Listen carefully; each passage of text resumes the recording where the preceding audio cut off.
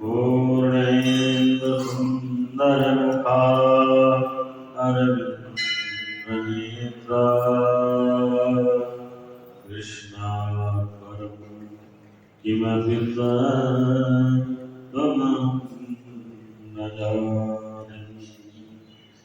नारायणं नमस्कृत्य नरं चैव नरोत्तमं देवीं सरस्वतीं व्यासं ततो जयमुदीरये। राधे मेरी स्वामिनी मैं राधे दुखदास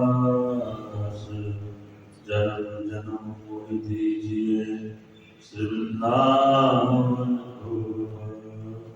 जन्म जन्म मोहि दीजिए श्री वृंदावन को। वृंदावन बिहारी लाल की। राधे कृष्णा गोविंद गोपाल राधे माधव। राधे कृष्णा गोविंद गोपाल राधे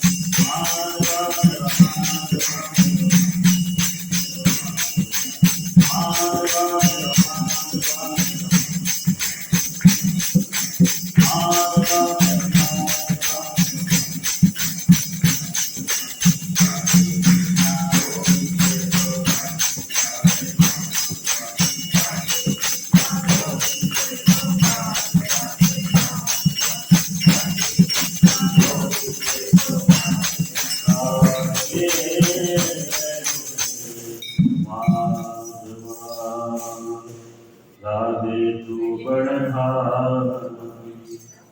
कौन तपस्या कीन तीन लोक तारन प्रभु सो तेरे अधीन। तीन लोक तारन प्रभु सो तेरे अधीन।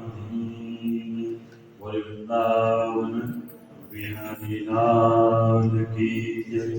जय जय श्री राधे, जय जय श्री राधे, जय श्री राधे श्याम। परम भगवत प्रेमियों, आइए चतुर्मास की जो कार्तिक मास की जो हमारी कथा है, इसमें चतुर्मास के बारे में भी बहुत अत्यधिक विस्तार से बताया गया है। और कार्तिक मास का जो विशेष फल है, ये बहुत बड़ा फल है। जैसे कि मैंने आपको बताया, जो कार्तिक मास में किया हुआ यजन, फल और स्नान, दान इत्यादि का जो पुण्य, मंदिर में जो सेवा का जो फल है, वो सबसे अधिक लाभान्वित है। यानी कि 1 गुना फल अगर 1 मास में मिलता है तो इसमें 3 गुना फल प्राप्त होता है, सीधे 3 गुना फल प्राप्त होता है। तो जो आप उसमें लाभान्वित हो रहे हो, बहुत ही अच्छा है कि आप कल आपने जो कथा सुनी, वो सत्यभामा की गुणवती नाम की जो कन्या के पुनर्जन्म थी। इसने सूर्य की उपासना, चंद्रमा की उपासना, कार्तिक मास में सूर्य की उपासना और भगवान विष्णु की उपासना और मां तुलसी की उपासना, तीनों चीज इसमें विशेष विद्यमान है। तुलसीदान, तुलसी में दीपदान इत्यादि। कुछ लोग पतवार पूजन भी करते हैं, इधर हरियाणा में चलता है, लेकिन विशेष वो रीति रिवाज है। मैंने बताया कि भारतवर्ष में हर 30 किलोमीटर के अंदर अलग अलग थोड़ा रीति रिवाज हो जाता है, लेकिन ये शास्त्रित विदित नहीं है। कुछ करते हैं, जैसे आप परसों क्या किया, क्या बोलते हो, गड़बड़। अब हमने ये पहली बार सुना, बाद में हमने समझा कि गड़बड़ क्या है।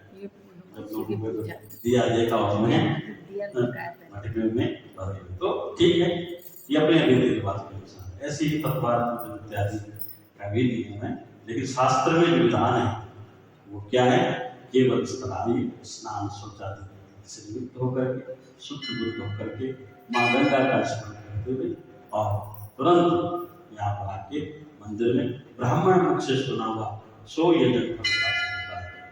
आप भी स्वयं पढ़े लिखे हो, पढ़ सकते हो घर, लेकिन जो ब्राह्मण मुख से सुन लिया वो एक एक शब्द जो है ब्रह्म में बन जाता है। यहाँ 2-4 बातें उसके, कोई चीज ऐसी होती शब्दावली में इतनी कठिन हिंदी होती है कि कभी कभी वो सर से ऊपर निकल जाता है, उसका भावार्थ समझ में नहीं आता, अपने आप नहीं आता है। तो ब्राह्मण के मुख से उसका भी आपका समाधान हो जाता है। इसलिए ब्राह्मण मुख से ये सुनना चाहिए और कृत्य के जो शुभ कर्म है उसकी वृद्धि हो जाती है। तो आइए इस कथा में प्रवेश करेंगे और कार्तिक मास इस पावन पर्व में बहुत बहुत हार्दिक शुभकामनाओं के साथ में भगवान श्री कृष्ण ने सत्यभामा बोली भगवान से बैठी भी विराजमान है और द्वारिकाधीश को पंखा लगा रही है और सुंदर सेवा। केवल इस समय भगवान सत्यभामा के साथ में विराजमान है। सत्यभामा बोली आप सभी काल में व्यापक और सभी काल आपके आगे समान है। फिर यह कार्तिक मास ही सब मासों में श्रेष्ठ क्यों? सब तिथियों में एकादशी और सब मासों में कार्तिक मास को ही आप अपना प्रिय क्यों बताते हैं? इसका कारण कहिए। भगवान श्री कृष्ण बोले हे प्रिय, तुमने मुझसे बहुत अच्छी बात पूछी है, सुनो मैं तुमको इसका कारण बतलाता हूँ, ध्यान से सुनो। इसी प्रकार एक बार महाराज वेन के पुत्र राजा पृथु ने प्रश्न के उत्तर में देवर्षि नारद से प्रश्न किया था और श्री नारद जी ने उसे कार्तिक मास की महिमा बतलाई थी। राजा पृथु के प्रश्न के उत्तर में देवर्षि नारद ने कहा था। ये जो पृथु थे ये वाकई में महाराज वेन नाम का एक दुष्ट था। ये ध्रुव वंश में ही उत्पन्न हुआ था। ध्रुव का पुत्र हुआ उत्तानपाद, उत्तानपाद का ध्रुव थे वो उत्तानपाद के पुत्र थे। और जो ध्रुव का पुत्र हुआ वो उत्कल था, उत्कल का पुत्र हुआ अंग, अंग का हुआ वेद। और वेद बड़ा दुष्ट राजा था, इसलिए आतताई संतों को अत्याचार, अहम बातो मैं ही ईश्वर हूँ, अहम ईश्वरा नारायण मैं ही नारायण हूँ, स्वयं अपनी ही पूजा करता था। एक दिन संतों ने उसको भस्म कर दिया, इसके शरीर का मंथन किया तो पृथु भगवान कहाँ से प्रकट हुए? बेन के दाहिने अंग से और बाएं अंग से अर्ची नाम की कन्या उत्पन्न हुई। और तब जाकर के पृथु का विवाह। ये पृथु बड़ा धर्मात्मा राजा था, इसने इसके राज्य में अकाल पड़ गया था। ये इसकी कुछ पुनर्जन्म की कथा बता रहे हैं। ये पृथु अब बना, अब ये समझा रहे हैं भगवान मां सत्यभामा भगवान श्री कृष्ण से पूछ रहे हैं। ये पृथु जो राजा था ये कर्म पर विश्वास करता था, ये ऐसे नहीं किसी को। एक बार क्या हुआ कि अकाल पड़ गया इसके राज्य में, अकाल पड़ा तो सारी प्रजा इसके पास आई, महाराज ये पृथ्वी अन्न नहीं होगा, क्या करें? तो अपना जनहित के लिए शस्त्र उठाया और पृथ्वी को घेरने लगे। पृथ्वी खड़ी हुई, पृथ्वी त्वया दत्ता रूपा देवी तुम विष्णुनंदा तुम च धारे मां भद्रे पवित्रम कुरुचासन। हे पृथ्वी, मैं तुझे काल दर्द दूंगा। क्यों महाराज, मेरा अपराध क्या है? अपराध एक स्त्री पर शस्त्र उठाना एक राजा को शोभा नहीं देता। क्यों? क्योंकि तुम मेरी प्रजा को भूख से मारे हो, तुमने अकाल उत्पन्न किया, जर्जर जमीन तुमने जो है बना दी है, तुमने उस समतल बना करके उसको बिल्कुल रजो में तपो में बना करके अन्न क्यों नहीं उगा दी, औषधि क्यों नहीं प्रकट कर दी? तो पृथ्वी ने कहा, हे महाराज मैं क्या करूं? आपकी जो प्रजा है वो कर्महीन हो गई, घर से कोई बाहर नहीं निकलना चाहता है। कर्म प्रधान विश्व करे राखा, जो जैसे करे हितार्थ फल चाखा। जो कर्म ही नहीं करेगा तो फल कैसे प्राप्त होगा? आपकी प्रजा बिल्कुल कर्महीन हो गई है। आप इनको पहले संदेश दो कि घर से निकले, खेतों को सुधारें, फसल बोले, पानी लगाएं, उपाय करें। जब कर्म करोगे तभी पृथ्वी अन्न प्रकट करेगी। तो तब जाकर के गौरव की पृथ्वी ने गौरव धारण किया और तब जाकर के महाराज ने इसको हुआ और दूधते हुए महाराज बट का पत्ता लिया और उसमें जो है निकाला दूध और समस्त औषधियां प्रकट हुई महाराज को। तो कहने का मतलब ऐसा धर्मात्मा राजा, उसकी कथा को भगवान समझाने के ध्यान से सुनना। ये राजा वेली के पुत्र राजा पृथु के प्रश्न के उत्तर में देवर्षि नारद से प्रश्न किया और नारद जी ने उसे कार्तिक मास की महिमा बताई। राजा पृथु के प्रश्न के उत्तर में देवर्षि नारद ने कहा था कि हे राजन, एक समय शंख नामक एक राक्षस बड़ा बलवान और अत्याचारी हो चुका था। उसने अपनी अत्याचारों से तीनों लोगों को कंपाइन कर दिया था। उस शंकासुर ने स्वर्ग में रहने वाले देवताओं को जीतकर इंद्र आदि 10 लोकपालों के अधिकारों को छीन लिया। उससे डरकर सभी देवता सुमेरु पर्वत की गुफाओं में कुटुंबियों के साथ बहुत दिनों तक छिपे रहते थे। वो सुमेरु पर्वत की गुफाओं में निश्चित होकर के रहने लगा।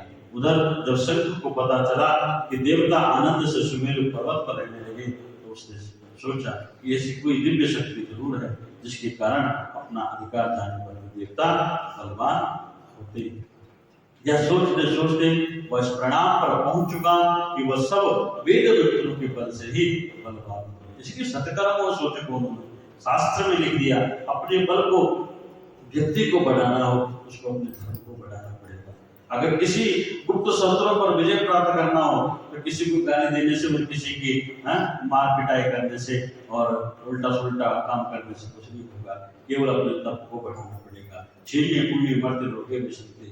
देवताओं का भी जब पुण्य छीन होता है तो यहाँ सत्कर्म करने आते हैं और किसी न किसी रूप में कर्म करके पुण्य कर्म करके और फिर से स्वर्ग में अर्जित होते हैं, क्योंकि तपोबल पृथ्वी पर ही प्राप्त होता है। आप हम सब धन्य हैं जो हमें मनुष्य में प्राप्त हुई।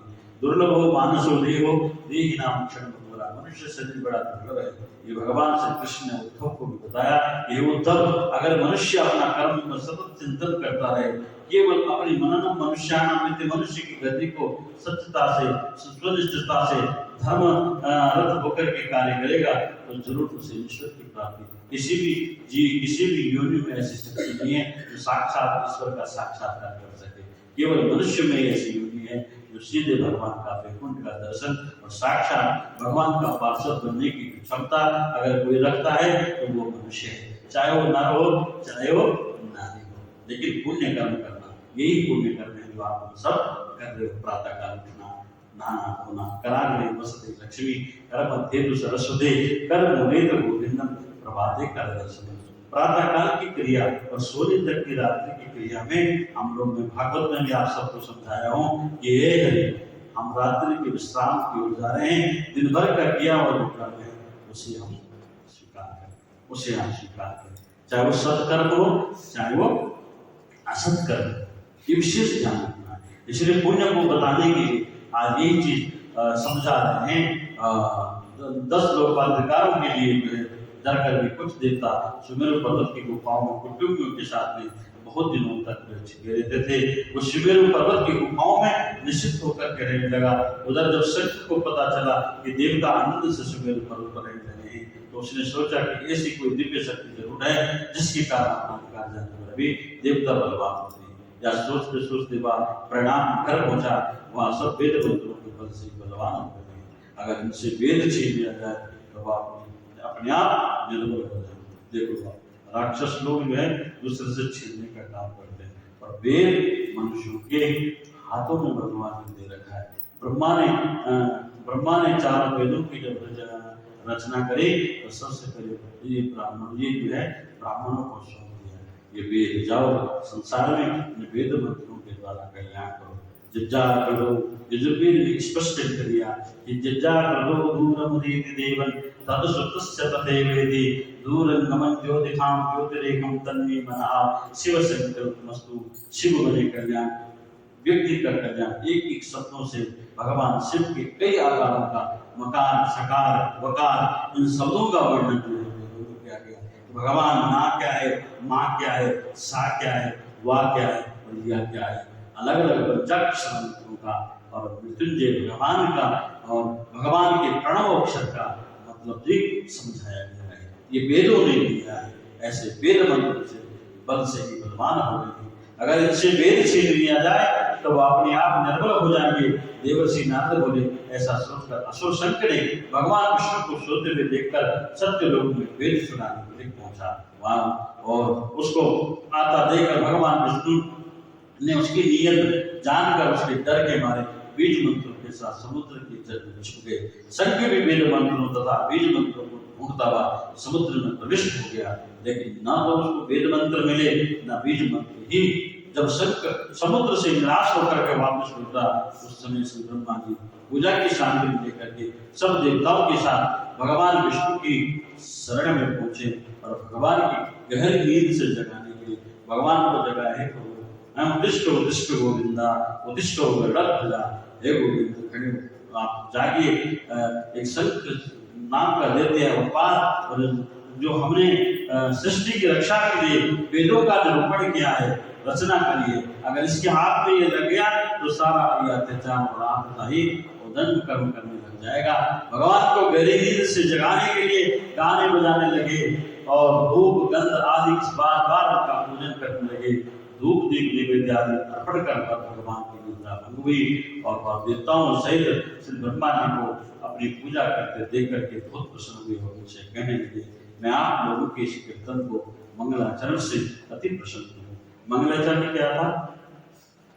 मंगलाचरण भगवान का शांताकारं भुजगशयनं पद्मनाभं सुरेशं विश्वाधारं गगनसदृशं मेघवर्णं शुभांगं लक्ष्मीकान्तं कमलनयनं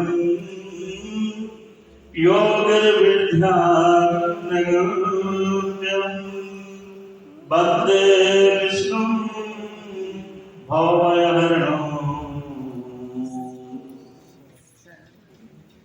बहुत सुंदर स्तुति करते, भवभयहरणं सर्वदुख हैं, सर्वलोकिता सर्वजन कल्याण, ये सब स्तुति करी। नमः पंकजनाभाय नमः पंकजमालिनी नमः पंकजनेत्राय नमः पंकजांग्रहे। एक कमल रूपी नेत्र वाले इस प्रकार जब भगवान प्रसन्न हुए, अति प्रसन्न हुए, हे ब्रह्मादि देवताओं, मैं आप लोगों के इस कीर्तन और मंगलाचरण से अति प्रसन्न हूँ। आप अपना इष्ट वर मांगिए, मैं अवश्य प्रदान करूंगा। जो मनुष्य आश्विन शुक्ल की एकादशी से और देवोत्थानी एकादशी तक ब्रह्म मुहूर्त में उठ करके मेरी अर्चना करेंगे, वह तुम्हारी तरह मेरे प्रसन्न होने